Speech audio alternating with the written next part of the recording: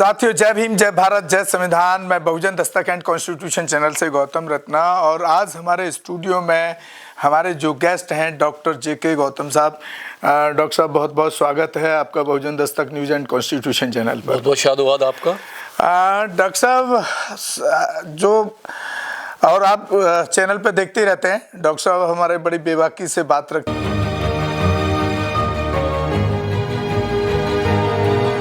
बहुजन समाज की, खास तौर से। डॉक्टर साहब, भी जो आपने पीछे देखा होगा, एक मोहन भागवत का बयान बड़ा वायरल हुआ है सोशल मीडिया पर कि वो जो देश को आज़ादी मिली है और राम मंदिर जब स्थापित हो गया, इनॉग्रेशन हो गया, उसके बाद सही रूप में आज़ादी मिली है। तो आप किस तरह से इसको देख रहे हैं? क्या इस बयान से आप सहमत हैं? देखिए, मोहन भागवत जी का बयान पूरी तरह से एक देशद्रोही वाला बयान है। वो किसी भी तरीके से बयान उनका ठीक नहीं है। दुनिया के सबसे बड़े नेता को आप देशद्रोही वाला बयान बता रहे हैं सर? अगर देशद्रोही से भी कोई ऊपर कोई धारा हो, कोई एक्ट हो, तो वो उन पर लगना चाहिए, क्योंकि उन्होंने जो कहा है जी, जो अभी उनका 4 दिन पहले जो स्टेटमेंट आया है कि इस देश में भारत को जो आज़ादी मिली, सच्ची आज़ादी जो भारत को मिली है, वो तब मिली जब अयोध्या में राम मंदिर की प्राण प्रतिष्ठा हुई, जब वो वहाँ पे रामलला को बैठा दिया गया। यानी वो सीधा सीधा जो हमारे क्रांतिकारी लोग थे, जिन्होंने देश को आज़ादी दिलाई, जिन्होंने अपना पूरा जीवन देश को आज़ादी दिलाने में लगा दिया, उनको वो सीधा सीधा गाली दे रहे हैं, उनकी तौहीन कर रहे हैं और उनका अपमान कर रहे हैं। और ये किसी को भी हक नहीं है, चाहे वो कोई भी हो, चाहे देश का राष्ट्रपति हो, चाहे प्रधानमंत्री हो, चाहे कोई कोई वीआईपी हो, कोई पॉलिटिशियन हो, कोई उद्योगपति हो, या कोई ऐसे मोहन भागवत जैसे ये चंदाखोर लोग हों जो देश में नफरत फैलाते हैं, कि देश की आज़ादी के दीवानों को देखिए, देश की आज़ादी ऐसी नहीं मिली है। 1857 से क्रांति आज़ादी का शुरुआत हुई, और उसमें मतादीन भंगी ने हंसते हंसते फांसी को चूमा। पहली फांसी मतादीन भंगी को दी गई, उसके बाद मंगल पांडे जी नहीं, उनको भी फांसी का। उसके बाद में एक क्रांति शुरू हो गई आज़ादी से, और उस क्रांति में लाखों लाखों करोड़ आदमी फांसी पे मारे गए। हमारी कितनी बहन बेटियों की कुर्बानी हुई, अंग्रेज़ों ने गोली से मार दिया आंदोलन में। और उसके बाद नेताजी सुभाष चंद्र बोस, उन्होंने आज़ाद हिंद फौज बनाई। यानी भगत सिंह आ गए, भगत सिंह ने भरी जवानी में अपने आप को कुर्बान कर दिया देश पे, इस आज़ादी के लिए, इस भारत के लिए, भारत की मिट्टी के लिए। तो जिस तरीके से सुभाष चंद्र बोस, सरदार भगत सिंह और हमारे बहुत सारे जैसे अफजल, वो सुखदेव जैसे लोग थे, भगत सिंह, और भी हमारे उधम सिंह हो गए, महात्मा गांधी हुए, नहीं जाने कितने तमाम हज़ारों लाखों जो लोग थे जिन्होंने कुर्बानी दे के भारत को आज़ादी दिलाई, अंग्रेज़ों से लड़े, अपना जीवन बर्बाद कर दिया। तो ये उनके भी एक उनकी बेइज्जती है और उनका भी बहुत बड़ा अपमान है।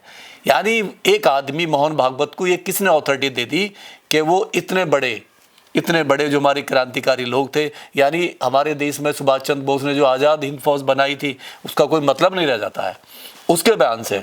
यानी कोई मतलब नहीं रह जाता है कि वो हमारी पूरी जमात को, जो आज़ादी के दीवाने, जिसको हम 15 अगस्त पर पूरा देश तिरंगा झंडा लहराता है और वो गली गली में गाने गूंजे जाते हैं, हर उसमें डिपार्टमेंट में एक लोग सेलिब्रेशन करते हैं आज़ादी का, तो उस आज़ादी के दीवानों को ये गाली दे रहा है, और ये तिरंगे को भी गाली दे रहा है मोहन भागवत। और सर, ये बाबा साहब अम्बेडकर जो गुलामों के भी गुलाम थे, उनकी आज़ादी पर भी तो एक तरह से तमाचा मार रहे हैं बात है। यानी देश में अभी 26 जनवरी आ रही है, 26 जनवरी को पूरी दुनिया हमारे देश का लोहा देखती है, गणतंत्र दिवस नहीं, उस दिन हमारा संविधान लागू हुआ था। और ये एक ऐसे संगठन से आता है, इतनी नफरती संगठन है आरएसएस संगठन, वो कभी भी इस देश में नहीं चाहता हिंदू मुस्लिम सिख ईसाई भाईचारा बना के रहे। ये कहीं ना कहीं मोहन भागवत के हमेशा देखो, कभी संविधान के ऊपर, कभी SC ST के ऊपर, कभी रिजर्वेशन के ऊपर, कभी इसके बयान ये आते रहते हैं मोहन भागवत के। तो मैं तो अपील करता हूँ भारत सरकार से, सुप्रीम कोर्ट से, राष्ट्रपति से कि ऐसे आदमी पे एनएसए लगे, रासुका लगे, देशद्रोही लगे और जो भी गंभीर धाराओं में इस आदमी पे एक्ट लग के इसको जेल में डाला जाए। क्योंकि यही वो आदमी, देखिए क्या है, सरदार वल्लभ भाई पटेल एक बहुत सीनियर, एक रेस्पेक्टेड आदमी थे हमारे देश के, जिन्होंने देश में एक जो जब मतलब रियासत थी, हमारा देश जब बिखरा हुआ था, जब रियासतों में मतलब जो बटा हुआ था, उस टाइम पे वल्लभ भाई पटेल ने, सरदार ने बड़ी मुश्किल से देश को इकट्ठा किया, एक जोड़ा, सबको लेके आए और देश के पहले गृह मंत्री बने और एक मजबूत आदमी थे, एक आइडियल है, उसको कभी कोई मिटा नहीं सकता। लेकिन उस आदमी ने 4 फरवरी 1948 को इसी आरएसएस को बैन किया और उसने कहा, पटेल जी ने कहा कि आरएसएस एक नफरती, आगजनी, डकैती और हिंसावादी संगठन है, इस पर रोक लगाना बहुत जरूरी है। अगर ये संगठन रहा तो ये देश में टुकड़े करेगा, देश में नफरत फैलाएगा। तो ये उस टाइम पे 1948 में इस संगठन में बैन लगा। अब क्यों लगा? क्योंकि इसी संगठन का आदमी, कार्यकर्ता, जो प्रचारक था, गॉडसे जिसे कहते हैं, अपना आइडल मानते, आरएसएस चड्डीधारी, उसी गॉडसे ने महात्मा गांधी की हत्या की। यानी इस आजाद भारत का पहला आतंकवादी संगठन आरएसएस था और पहला आतंकवादी इस देश का आजादी के बाद में पहला आतंकवादी वो आरएसएस का ही प्रचारक था, वो गॉडसे था। तो ये जिस भट्टी से निकल के आए ना, वहां पे केवल आतंकवादी की ही गतिविधियां, क्योंकि देखिए हम बात कर रहे हैं पटेल की, पटेल बहुत सूझबूझ से, उन्हें मालूम था अगर ये संगठन ऐसे ही रहा तो ये भारत के टुकड़े करा देगा, ये भारत की जो संविधान है, ये संविधान की हत्या कराएगा, संविधान को क्रैश करेगा, तो उन्होंने इसको बैन किया। सर, लेकिन इसको कैसे देख पा रहे हैं आप कि एक तरफ तो ये संविधान दिवस भी मनाते हैं, क्योंकि पहली बार भारत के अंदर संविधान दिवस मनाने का जो बड़े लेवल पे काम किया गया वो इन्हीं की संघीय सरकार द्वारा किया गया, और जिस पटेल को आप कह रहे हैं कि पटेल ने बैन किया आरएसएस को, उसी पटेल की दुनिया की सबसे बड़ी मूर्ति लगाने का काम भी तो कर रहे हैं। मैं बता रहा हूँ, अगर मोदी तो गुमराह करने का क्या है? केवल गुमराह करने का, मैं तो कहता हूँ कि क्या गेम है, समझ नहीं आता। गेम यही है, जिस तरीके से मोदी जी काम कर रहे हैं, बीजेपी काम कर रही है, इनका काम करने का तरीका है कि आप फोटो रखो सामने और उसकी विचारधारा को पूरी तरीके से क्रैश करना है, खत्म करना है। मतलब केवल फोटो रख के, ताकि फोटो इसलिए रखो कि उसके जो फॉलोवर्स हैं, जो उसको मानने वाले हैं, वो पैनिक ना हो।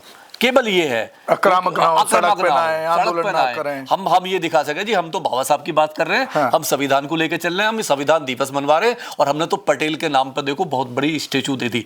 लेकिन उसी पटेल के स्टेडियम आप खत्म कर देते हो, रातों रात स्टेडियम का नाम बदल देते हो। ये आतंकी संगठन है, ये तो पटेल ने कहा है। और मैं और बता दूं, जो अमेरिका की वेबसाइट है www.terrorism.com जो है, अब अमेरिका की, जो 2014 में उस वेबसाइट ने आरएसएस को आतंकी संगठन की लिस्ट में डाला हुआ है और उसने सिमी को भी डाला हुआ है। और पाकिस्तान के, और वो जो संगठन है जो वेबसाइट को चलाता है, उस संगठन का ये काम है कि पूरी दुनिया में जो भी ऐसे संगठन हैं, ऐसी संस्थाएं हैं जो पूरे दुनिया में एक आतंकवाद का माहौल पैदा कर रहे हैं, एक आतंकवाद फैला रहे हैं, चाहे वो किसी भी तरह का एनालिसिस करती है और वो बाकायदे रजिस्टर्ड है, बाकायदे अमेरिका सरकार उसको फंडिंग करती है, अमेरिका गवर्नमेंट की देखरेख में वो संस्था चलती है। और उस संस्था ने बाकायदे, आप खोल कर देख लीजिए, गूगल पर जाइए, www.terrorism.com के नाम से उसने इसको आतंकी संगठन घोषित कर रखा है, आरएसएस को।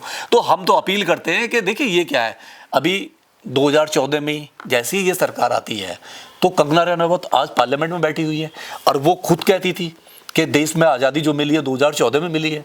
तो इन्होंने एक माहौल बनाया, इनके कई सारे लीडर, आरएसएस के, बीजेपी के कई सारे लोग ये कह चुके हैं कि सच्ची आज़ादी जो है हमें बाद में मिली है, 2014 में हमें। तो आप ये बताइए, जब देश में संविधान लागू हो गया, देश में संविधान लागू हुआ 1950 में, बाबा साहब ने साफ लिखा संविधान में कि भारत का हर नागरिक अपने धर्म के अनुसार अपना जीवन जी सकता है अपने धर्म के अनुसार वो अपने फेस्टिवल, अपनी संस्कृति को आगे बढ़ा सकता है। उन्होंने कहीं नहीं लिखा कि किसी को चोट किया, किसी को बैन लगाया। तो अब मोहन भागवत क्यों कह रहे कि हमें मतलब सांस्कृतिक आज़ादी जो मिली है, धार्मिक आज़ादी अब मिली है। अरे भाई, तुम पूरे भारत में तुम्हारे इतने मंदिर आजादी तो जिस दिन संविधान लागू उसी दिन मिल गई सबको, तभी मिल गई। यानी तुम देश में का माहौल को तुम खराब करना चाहते हो केवल इलेक्शन के लिए। तो ये तुम्हें छूट मिली है। तो हम ये अपील करते हैं कि इसकी जो Z+ सुरक्षा है, जो एक प्रधानमंत्री के बराबर सुरक्षा दे रखी है इसको, RSS को, इसको मोहन भागवत, ये इसको वापस ली जाए और इस पे देशद्रोही का एक एक्ट लगे। क्योंकि देखिए देश की 140 करोड़ जनता को ये गुमराह कर रहा है और ये अपमान कर रहा है शहीदों का, जो हम शहीदों को सैल्यूट करते हैं, जिसने हमें आज़ादी दिलाई। हमारे देश में महिलाओं ने बहुत बड़ी कुर्बानी दी है देश को आज़ादी दिलाने में, और बहुत बड़े क्रांतिकारियों ने अपना जीवन बलिदान किया है। उसमें भगत सिंह का अग्रणी नाम है। वो जवानी में उन्होंने फांसी का फंदा चूमा है, अशफाकुल्लाह जैसे उन्हें फांसी का फंदा चूमा है। ये RSS, ये होता कौन है RSS? ये मोहन भागवत कौन होता है? उनकी बेइज्जत करने वाला, उनको नीचा दिखाने वाला। तो अपील करते हैं भारत सरकार से कि ऐसे मोहन भागवत जैसे लोगों को, इनको कम से कम राष्ट्रद्रोही में, देशद्रोही में NSA लगे और इनको जेल में डाला जाए। चलिए साथियों, इस चर्चा को यहीं विराम देते हैं। आपने सुना डॉक्टर JK गौतम साहब को, जो मोहन भागवत के बयान से बहुत ज़्यादा आहत हैं, नाराज़ हैं, और उनकी डिमांड है सरकार से कि इसको NSA लगा करके देशद्रोह के मामले में मोहन भागवत को जेल भेजा जाना चाहिए। तो साथियों, हम आपसे अपील करते हैं कि हमारे दोनों ही channel Bahujan Dastak news and constitution देश हित में और वंचितों के हित में, महिलाओं के हित में हम काम करने की कोशिश करते हैं, उन मुद्दों को भी रखते हैं, और एट्रोसिटीज़ पर भी हम और डॉक्टर साहब मिलकर के काफ़ी काम करते हैं। तो आप हमारे चैनल को ज़्यादा से ज़्यादा शेयर करें, सब्सक्राइब करें, और हो सके तो एक आर्थिक सहयोग भी करें, क्योंकि एक बड़ा खर्चा हमें इस पर करना पड़ता है। बड़ा स्टूडियो है तो उस हिसाब से लाइट, बिजली का बिल, ये सब आता है। इसी के साथ हम आपसे विदा लेते हैं। बहुत बहुत शुक्रिया डॉक्टर साहब। जय भीम, जय संविधान, नमो बुद्धाय। धन्यवाद साथियों। हमारे चैनल लाइक, शेयर, सब्सक्राइब देखना मत भूलिएगा। जय भीम, जय भारत, जय संविधान, नमो बुद्धाय। धन्यवाद। चैनल आर्थिक समस्या से गुजर रहा है। अगर आप बहुजन समाज में बाबा साहेब आम्बेडकर और तथागत बुद्ध की विचारधारा को अधिक से अधिक लोगों तक पहुंचाना चाहते हैं, तो हमें आर्थिक सहयोग प्रदान करें, ताकि हम अपने चैनल के माध्यम से देश विदेश में समता, बंधुता, एकता और संवैधानिक अधिकारों को ज्यादा से ज्यादा लोगों तक पहुंचा सकें। आप अपनी सहायता राशि नीचे लिखे खाते में जमा करा सकते हैं। खाता धारक गौतम रत्न, खाता संख्या 316957686551, IFSC कोड SBIN 0060336, बैंक भारतीय स्टेट बैंक। आप हमारे बैंक खाते का विवरण स्क्रीन पर भी देख सकते हैं। जय भीम, जय भीम। मैं गौतम रत्ना, गौतम फिल्म्स प्रोडक्शन में आपका स्वागत करता हूं। आप हमारे प्रोडक्शन हाउस के अंदर अपना कैरियर बना सकते हैं as a film director, as a producer and actor and actress and editor and cinematographer also. अगर आपको फिल्म से रिलेटेड कुछ भी प्रोजेक्ट आपको बनवाना है तो हमारे पास में पूरा सेटअप है, जिसमें फिल्म कैमरा है, शूटिंग लाइट्स है और एडिटिंग है। सारा A to Z एक ही जगह पर आपको हमारे यहाँ पर मिल जाएगा। तो दोस्तों, आप हमें कांटेक्ट कर सकते हैं हमारे नंबर्स पर 9810085714।